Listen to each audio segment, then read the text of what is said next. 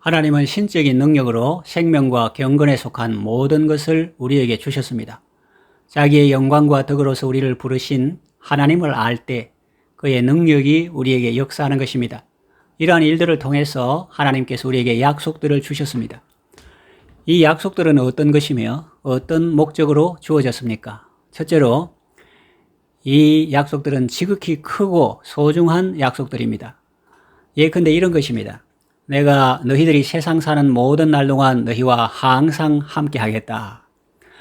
하늘과 땅의 모든 권세를 가지신 분이 이렇게 말씀하십니다. 어디 한 번 같이 가주는 것도 아니고 하루 이틀 함께 있겠다는 것도 아닙니다. 너희 사는 모든 날 동안 함께 있겠다. 네가 늙어 쇠약할 때도 나는 뜰을 떠나지 않겠고 버리지도 않겠다. 어디 그뿐입니까? 요단강을 건너가서 시온성을 향할 때도 나와 항상 동행해 주십니다. 두려움에 검은 구름 모두 헤쳐버리고 나의 앞길을 인도해 주십니다. 이렇게 큰 능력을 가지신 분이 이렇게 긴 세월 동안 이런 지극한 사랑으로 우리와 함께 하시겠다니 이 얼마나 크고 보배로운 약속의 말씀입니까? 성경에는 또 이런 약속의 말씀도 있습니다. 내 이름으로 무엇이든지 내게 구하면 내가 시행하리라. 무슨 뜻입니까? 너는 무엇이든지 나에게 구할 수 있다. 제한이 없다. 이렇게 고마운 분이 어디에 있습니까? 내 이름으로 구하라. 자기 이름을 이렇게 선뜻 빌려주는 분이 어디 있습니까? 여러분, 인감 도장을 아무에게나 맡기지 않습니다. 그런데 예수님은 우리가 마음껏 사용하라고 자기 이름을 우리에게 주셨습니다. 어디 그뿐입니까? 내 이름으로 무엇이든지 내게 구하면 내가 시행하리라고 말씀하십니다. 내가 그것을 행하리라. 너는 할 수 없어도 나는 할 수 있단다. 너는 기도해라. 구하기만 하라. 그러면 내가 행할 것이다. 라는 뜻이죠. 이 얼마나 크고 보배로운 약속의 말씀입니까? 이 하나만 해도 크고 보배로운 약속인데 성경에는 이와 같은 약속의 말씀들이 많이 있습니다. 예를 들면 환난 날에 나를 부르라. 내가 너를 건지리니 네가 나를 영화롭게 하리로다. 라는 말씀이고 또 누구든지 주의 이름을 부르는 자는 구원을 받으리라.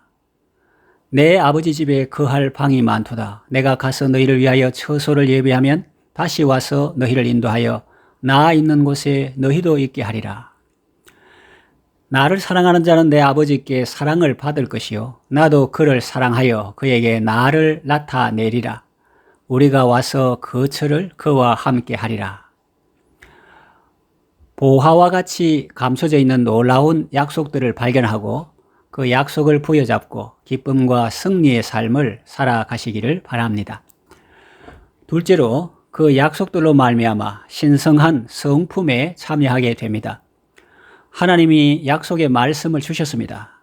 동행의 약속을 주셨죠. 사람이 임마누엘의 약속과 은총 속에 살면 어떻게 됩니까? 아주 담대해집니다. 그리고 마음이 평안해집니다. 두려움이나 외로움을 극복하게 됩니다. 이것이 어디 보통 일입니까? 좋은 분을 가까이 하면 자기도 점점 좋은 사람이 됩니다. 좋은 분과 함께 하면 자기도 그분을 닮게 됩니다. 하나님을 가까이 하면 하나님을 닮은 사람이 됩니다. 제 딸이 코바 회원으로서 장학금을 받아 림베 중고등학교에 다니는 엘리자벳에게 전달했을 때 그 아이가 이런 말을 했다고 합니다. 선생님은 하나님이 보내셨습니까? 한국 사람들은 다 이렇게 착합니까? 그런 말을 하더라는 거죠. 또 하나님은 기도 응답의 약속을 주셨습니다. 환난 날에 원망하거나 낙심하지 않습니다. 은혜의 보좌 앞에 나아가 예수님의 이름으로 아버지께 간구합니다. 그러면 하나님께서 말씀을 주시고 위로해 주시고 은혜를 주십니다. 고난과 눈물을 통하여 죄악된 본성이 하나씩 약해져 가고 사라져 갑니다. 그 대신에 하나님의 성품이 우리 속에 생겨나고 자라납니다. 지식과 지혜와 선과 사랑이 생기고 거룩과 진실과 의로움이 자라갑니다. 또 천국의 약속을 주셨습니다.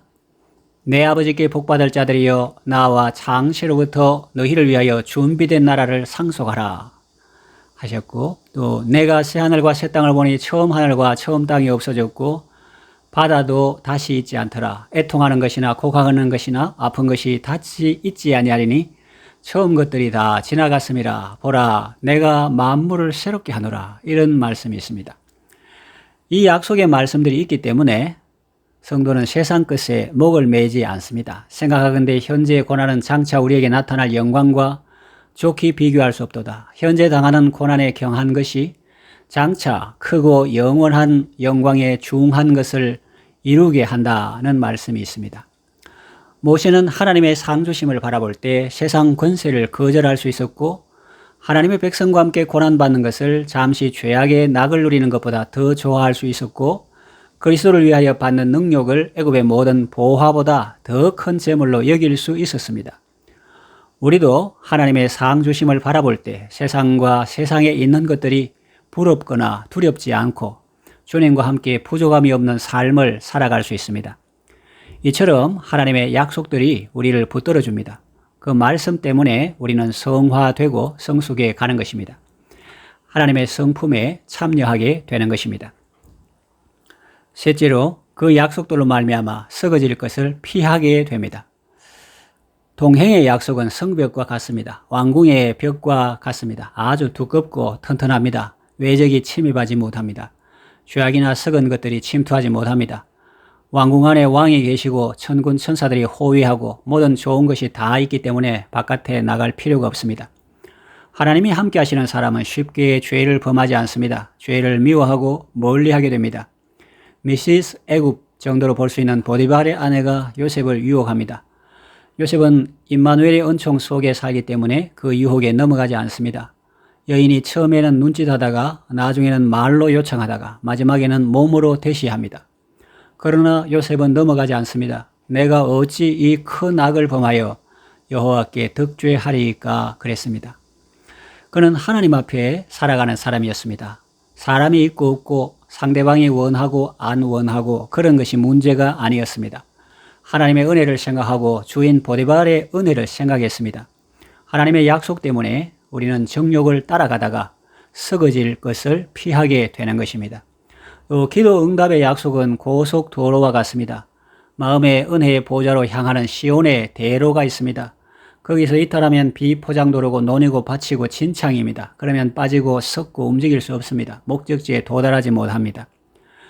기도 응답의 약속은 우리로 하여금 하나님 앞으로 직행하게 합니다. 기도의 여인 한나는 버니나가 격동시키는 그 자리에 머무르지 않았습니다. 일어나 성막에 가서 하나님께 영혼을 쏟아 기도했습니다. 하나님께서 복을 주시고 사무엘을 주셨습니다. 격동의 자리에 머물러 있었다면 분노와 슬픔으로 몸 상하고 마음 상했을 것입니다. 하나님의 약속 때문에 우리는 썩어질 것을 피하게 됩니다. 육신적인 삶이 아니라 하나님의 뜻을 품고 거룩한 삶을 살게 되는 것입니다. 이제 말씀을 정리하며 요약합니다.